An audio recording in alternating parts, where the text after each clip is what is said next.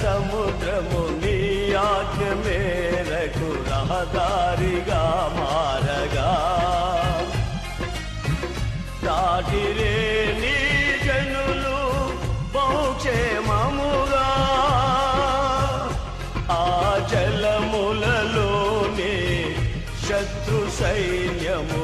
మునిగిపోయెనే ఆ జలములలోనే శత్రు సైన్యము